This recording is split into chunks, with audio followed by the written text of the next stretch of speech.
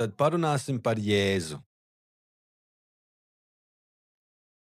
Tātad kristieši, mistiķi tic, ka pastāv veids, kā Jēzum pilnībā savienoties ar dievišķo. Un tā ir Kristus apziņas ideja.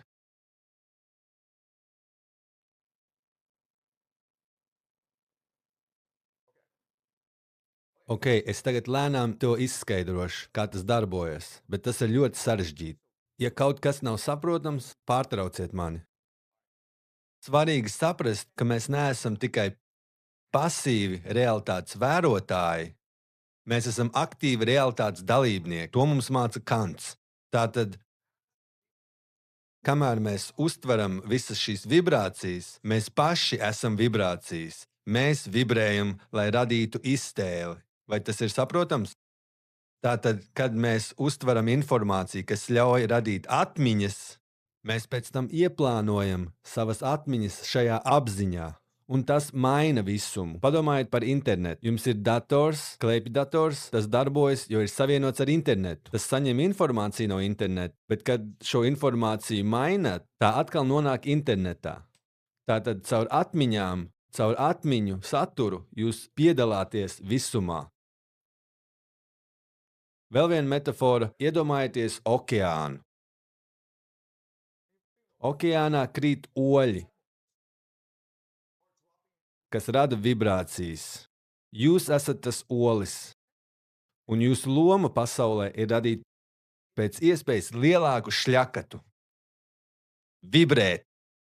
Grieķiem tas ir termins eudaimonija, kas nozīmē dzīves mērķis ir būt savam radošajam, labākajam es, ziedēt, uzplaukt, iztēloties, vibrēt pēc iespējas vairāk. Tāpēc tas ir svarīgi. Ja mēs visi vienlaikus iztēlojamies kaut ko par patiesu, tas kļūst patiess.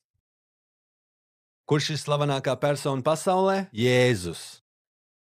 Tāpēc Jēzus ir nemirstīgs. Viņš ir mūžīgs, jo pasaulē ir 2 miljoni cilvēku, kas viņu mīl, patstāvīgi viņu iztēlojas, tic, ka viņš ir daļa no viņu dzīves, un viņu iztēles dēļ Jēzus joprojām ir ar mums šodien, bet viņš ir augstā vibrācijā. Tātad viņš ir augstas vibrācijas Jēzus.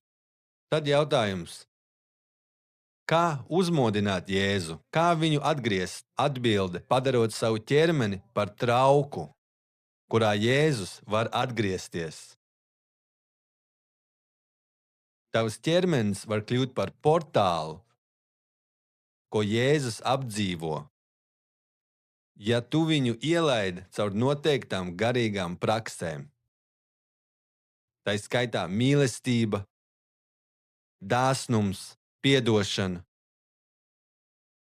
Ja kāds nogalinātu tavu dēlu, tu varētu ienīst šo cilvēku, bet ja tu spēj piedot un parādīt patiesu piedošanu, klausieties, ja kāds nogalinātu manus bērnus, es būtu nikns. Es ienīstu šo cilvēku mūžīgi. Bet, ja tu spēj no savas brīvās izvēles piedot šim cilvēkam, tu atver sevi dievišķajam.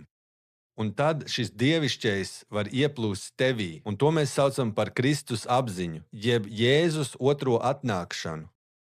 Tātad, ja tu esi kristietis, tu tici, ka otrā atnākšana notika, ka Jēzus atgriezīsies. Un kristiešu mistiķi tic, ka jā, viņš vienmēr var atgriezties. Ja tu atver savu sirdi Jēzum, bet tev jāveido savs ķermenis, prāts, apziņa tā, lai ļautu Jēzum tevī iemājot. Tas ir visuma noslēpums. Pasaule, visums pastāv mūsu apziņā. Apziņa ir tas, kas ir īsts. Materiālais ir tas, kas ir viltus. Un, kad mēs iztēlojamies, mēs piedalāmies visumā, mēs mainām visumu. Un, kad mēs koncentrējamies uz noteiktu realitāti, tā kļūst manifestēta, tā pati kļūst par realitāti. Un dzīvojot citu atmiņās, mēs kļūstam nemirstīgi kā Jēzus. Un veidojot savu dzīvi tā, lai ļautu Jēzum atgriezties, mēs varam uzmodināt Jēzu sevī. Tas ir visuma noslēpums. Tas ir noslēpums uz nemirstību, reinkarnāciju un dievību.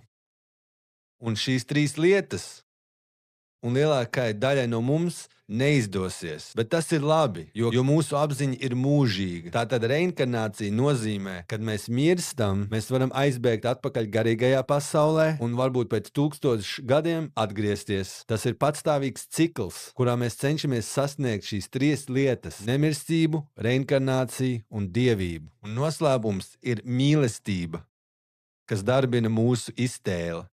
Mēs esam šeit, lai iztēlotos lietas. Tas ir lielais visuma noslēpums. Tas ir noslēpums, ko reliģijas nodod tūkstošiem gadu cauri cilvēces vēsturei. Un ko skolas, zinātne, valdības, visas varas struktūras cenšas apslāpēt, jo tas ir tieši draudz šai realitātei. Šī realitāte ir viltus, bet viņi grib to padarīt īstu, jo no šīs realitātes smeļ varu. Vai tas ir saprotams, ļaudis? Viss, ko jums mācīja skolā, viss, ko mācījāties zinātnes stundās, ir pilnīgi un absolūti muļķības. Tas šeit ir patiesais. Tagad, kad mēs to visu saprotam, mēs varam saprast arī lielās grāmatas.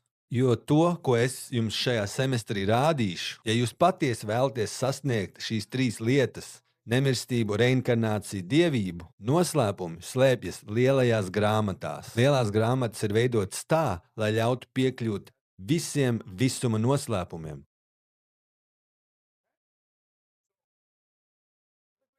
Lielās grāmatas ir visuma iemūžināšana noteiktā stāvoklī.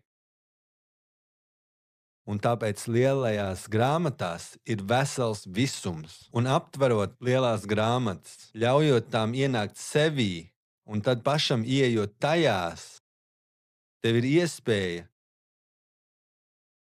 ceļot jaunā visumā, bet tev ir arī iespēja radīt savu visumu. Un tieši tas ir lielās grāmatas.